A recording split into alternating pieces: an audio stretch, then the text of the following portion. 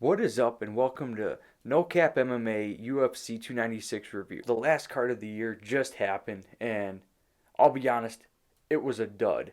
It started off strong, and then, like a smack in the face, it went downhill and became one of the lesser cards. Arguably, is it the worst card of the year? We had a few bad ones, we had a few stinkers. I don't think it's as bad as Nunes Aldana. That was a terrible card, and there wasn't a lot of finishes. At least that started off strong with a lot of knockouts, and then it went downhill real quick. It went from 100 to 0 real quick. Let's jump into the main event. Leon Edwards versus Colby Covington. Very boring. What a stinker of a main event. Low output. I doubt either guy threw more than 10 strikes around. You have Leon Edwards doing the absolute bare minimum to win rounds, and you have Colby Covington doing absolutely nothing for just throwing the first 3 rounds. What was Colby Covington's game plan? He didn't push Leon Edwards at all in the first round, which was shocking. He was backing up. When have you seen Colby Covington back up in a fight? He was backing up, not pressing Leon at all, letting Leon get comfortable, find his range, get his rhythm going, and just threw that round away. He didn't even attempt a real takedown until like the 3rd round. It was so strange watching. I know he's rusty because he's not active, he doesn't fight. So he was backing up, not pressing Leon at all. And what was with Colby's striking? Just winging shots one at a time. Remember when he was throwing these boxing combinations against Usman? He was outboxing him and showed real skill there. You know, everyone said he lacked the power, but he had the better technique in those fights. Where was the technique here? What was he doing all this time? So he doesn't do anything the first 3 rounds. He finally gets Leon down in the 5th round for an extended period of time, and he treats it like he's up in the scorecards. Just throwing little pitter-patter shots, nothing with intent, no effort to finish the fight. You know, again, it's like you clearly lost. Worst case scenario, you clearly lost the first 3 rounds. You probably lost. You're probably down 4 rounds, and you're not going for a finish. You're not going for a sub attempt. You're not smashing him with elbows. His ground and pound looked vicious against Masvidal, against Tyron Woodley. Where was that? What did he expect? It looked like Leon was wearing down a little bit with the grappling, and maybe if he tried that earlier, he'd be able to get Leon tired, but he let him off the hook. He left him comfortable. It was too little too late. I've never seen such a lack of urgency. I mean, Yoel Romero did better in the 5th round when he took Vadim Nemkov down earlier this year. He was going more for a finish than fucking Colby Covington. It was crazy. And ultimately, Colby Covington, man, he has lost his fan base. The shtick is up, but Colby Covington is just delusional, man. He, in his post-fight presser, he's saying I won 3 rounds. The judges didn't give it to me because I voted for Trump. No. It's because you didn't do anything until the 5th round. What are you talking about? You can't spin this. You know, you could make an argument that you beat Usman in the 2nd fight. You had a valid argument about the stoppage in the 1st fight, but you don't have an argument here. You have nothing. Nobody was behind you. You were booed at the end of the fight. Trump got his ass out of there, man. He's done with you, and you're still trying to cling on the shtick. It doesn't work when you don't do anything. You talked this game. You said the nastiest things about Leon Edwards and his family. You just fight scared, and you don't engage in all. You don't push. You don't do anything that got you to the dance. You're the cardio king. Where's the takedowns? You're the type of guy that will shoot 10 takedowns a round. It doesn't matter if you get him or not. I think if he tried to take Leon down, he would have worn him out. Take the 1st round to feel it out and then go for it in the 2nd. But no, don't let him get so ahead and let him invest in the leg so now your takedowns are going to be worse. Now his fans, doesn't have any fans. He's going to lose a lot of them, I should say. I'm sure some will stick around, but I'm not looking forward to his next fights. He wasted 2 title opportunities by just waiting. Like, wouldn't you want... People don't get that many title shots in life. You'd think you want to be in peak condition. You think, excuses, man, like saying, like, oh yeah, I was rusty. Well, if you knew you were going to be rusty, why would you want to be rusty in a title shot? Maybe you should have fought somebody in between and then you wouldn't have been rusty. That's just delusional, man. Just craziness. And we got to talk about this because everyone's going to talk about how Colby sucked. And rightfully so, because he sucked. Man, Leon was boring. Like, we have to talk about this. He was boring. What did he do in that fight?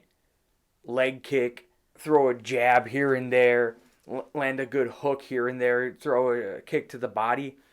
Barely any output. Like, you look at the numbers, the total strikes, you outlanded Colby Covington by 10. You just landed the better, cleaner shots, but it was fucking boring. Was it a good performance? Yeah. I mean, he won, clearly, but yeah, he never went for the kill. Like, he never pushed it. He should have had Colby set up at the point now. Like, now I can really crack him. Now I can fucking really go at him. But no, man, just... If they got more than 10 strikes around, I'd be genuinely shocked. And I normally don't agree with Joe Rogan recently on the mic, but I absolutely agree with him. Talking about it wasn't a good look in the 5th round. You're just kind of getting held. The lasting image of that fight is you being on your back, getting beat up by Colby Covington. You're just chilling. Like, that's not how you fucking take out a rival. And again, there's no excitement, there's no hype. I'm not looking forward to his next fight. You got to give him a little bit of the flag. I mean, mainly Colby deserves the bulk of it because that performance. Who did your game plan? Like Tito Ortiz? Did you get Tito Ortiz and Chuck Liddell to be like get your strategy going? Like what? What the hell happened, man? But yeah, Liam Edwards is boring. I'm not looking forward to him. In the co-main event, we had Alejandro Pantoja versus Brandon Royval. I've seen this fight get a lot of flack. In my opinion, it was not that bad of a fight. It wasn't fight of the year or anything. It certainly wasn't as good as Pantoja versus Moreno earlier this year, but it wasn't that bad. I think if the card wasn't as shit, people wouldn't have judged it so harsh. It was so boring at that point that I can understand. It's like, oh, fuck, another decision, a lot of grappling. But this fight, I thought the grappling exchanges were actually entertaining because Pantoja was advancing position, landing good shots when he found the openings, going for submission attempts. And he was landing a lot of strikes on the feet, and so was Royval. And he was going real hard in the first round. Pantoja was landing body kicks, which were money. Great body kicks. He wobbled Royval quite a few times. Royval landed his good shots. There was some fun striking exchanges, so I don't think this was a bad fight at all. And I think the problem, the frustrating thing to watch is I think Royval was too worried about being too wild and getting caught in a submission, but he was too reserved. He needed to be himself. He needed to be a little reckless and create that chaos, especially when Pantoja was clearly tired. But I think he was scared of getting caught in a submission because he didn't really seem like he was trying to scramble. He was more trying to play it safe because, hey, you got caught in a scramble and you got choked out. But he needed to be him. He needs to be the wild man. He kind of needs to be the killer be killed guy. He's more successful at that. But it was still fun. And they were in that 5th round. They were both going at it. Like, they were just striking nonstop. So, I mean, it was a fun fight. It wasn't fight of the year, but it was a fun fight. And I don't think it's as bad as social media has been saying it is. So, Shavkat versus Wonderboy. Let me tell you, man, this fight was crazy. They fucking... oh, shit, I'm sorry. I was thinking about the fight and fucking put me to sleep. Man, that fight sucked. Shavkat holds Wonderboy against the cage for 3 minutes. Doing nothing. Doing jack shit. I thought we had new rules that would break up stalling. I have yet to see it. I thought any inactivity, and we're gonna be more urgent to break that shit up, because that's not, and anybody that's like, if you want to see striking, go watch kickboxing. I just talked about how I enjoyed the grappling in the Pantoja fight. I don't mind grappling. I hate stalling. And what Shavkat was doing was just stalling, weighing down on Wonder Boy with his body weight. And honestly, fair play to Wonder Boy, because he showed good takedown defense. He didn't get like obliterated. He had his moments. He was stuffing the takedowns. Round one was pretty close. He was landing the better shots. I actually thought you could give Stephen Thompson the first round with his body kicks. He landed some real good body kicks towards the end. And he was landing good strikes on the feet early in the second round. But Shavkat was able to once again fucking just hold him against the cage. Finally, Wonder Boy falls. And fair play, Shavkat gets the submission. First guy to choke out Wonder Boy. Good for him, but man, it was boring. Even with the submission, even with the finish. Very boring. Hype in welterweight is just dead right now. Tony Ferguson versus Paddy Pimblett. Oh, brother. This is really what killed the momentum of the card. Everything was fine and dandy, and then this came along and just, it went downhill. Fucking nosedived. Fucking Paddy Pimblett and Tony Ferguson. To be honest, Tony Ferguson looked all right, landing decent shots here and there. He gets hurt towards the end of the first round, and Paddy almost finishes him. So, like, that was fairly interesting.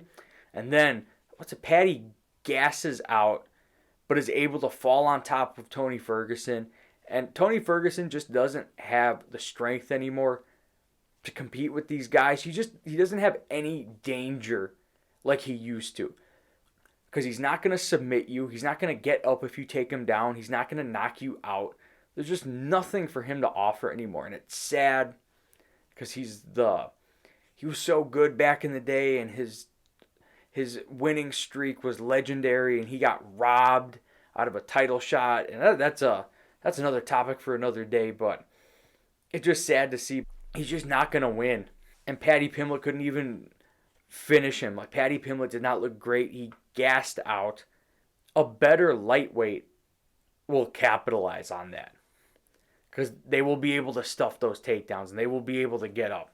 So not a good performance from either guy. Paddy gets the win. So much for David Goggins. And so much for Tenacious D, who walked out Wonder Boy. They're the celebrity walkouts in cornermen are 0-2. Emmett versus Mitchell. Whew. There's not much to say. There was 2 punches landed by Emmett, and one of them knocked Mitchell out. That was so nasty. That was like, it sounded like Mitchell ran into a metal pole. Like, that was loud as hell. Emmett is the hardest hitter at 145. Just brutal flatline KO. You had Mitchell twitching. I mean, he was fighting something off. He was fighting his demons or whatever. I don't know, but he was legs popping, twitching, like borderline seizure. It was scary, man. It was scary to see him out that bad. Thankfully, he was able to wake up, and he's posted on Instagram since, so he's all good. So, good wishes to him, and thank you for stepping up and saving the fight. But yeah, man, Emmett's still a problem. He's still a big, powerful dude.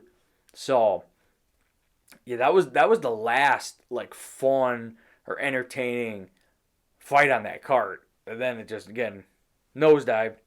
So the prelims, some of them were of worth.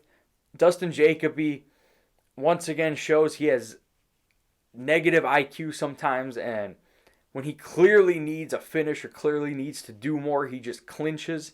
This sucked, and I feel bad for him, because he was winning a majority of that fight, but he'd either get dropped or seemingly put off balance, or like get hit with a big shot that would just like the round would slip away from him.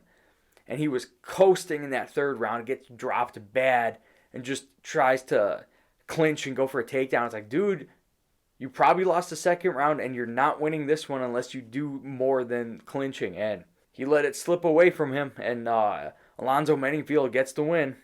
So Aldana versus Rosa, slugfest, great fight. They just went at it. Props to them. I wish Irene Aldana showed this dog against Amanda Nunes, but it was nice to see her just go for it. They both went. It was a slugfest. Carol Rosa was landing great leg kicks, and both ladies were wobbling each other, and it was the third round I thought was pretty close. Like, I feel like that could have gone either way. I'm surprised all three judges gave it to Irene Aldana, but no complaints in the decision. Great fight, definitely deserved fight of the night. And yeah, last fight of the night of the year. Cody Garbrandt comes back, gets a KO against Brian Kelleher. That pretty much was a free win, but he still got power, like great punches. He landed them right on the chin, a face plant KO. Hopefully he gets a fun matchup, but yeah, what more can you say? Just a good, clean first round KO. Tagir, I can't even say his last name. Dirty cheater. That's my big takeaway. Absolutely cheated that whole fight, especially that second round. Toes in the cage, grabbing it, using it to leverage himself into a better position for the choke. The ref was swatting his toes multiple times. Like, they were hard. Like, get that out of there. Like, it wasn't like, he wasn't kind of in there. He was grabbing on fucking for, like, just in there, man. No point taken. No losing the position. You know, what's the point of rules if we never enforce them? Very frustrating because Durden was having his moments.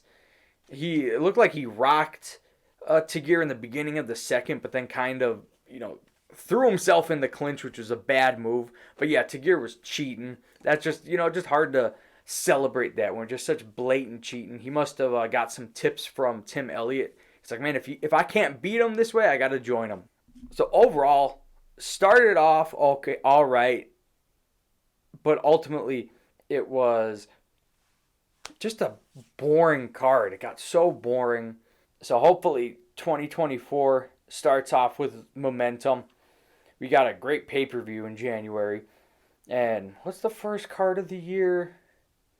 That's Ankalaev versus Walker, I believe. Yeah, that should be a good one too. So 2024, hopefully we can start off strong, because 2023 has not been, a lot of lows, some good highs, some good peaks here and there, but some pretty weak pay-per-views overall. But yeah, that's 296 in a nutshell. I didn't get to every prelim because so I just want to talk about the kind of the major takeaways here.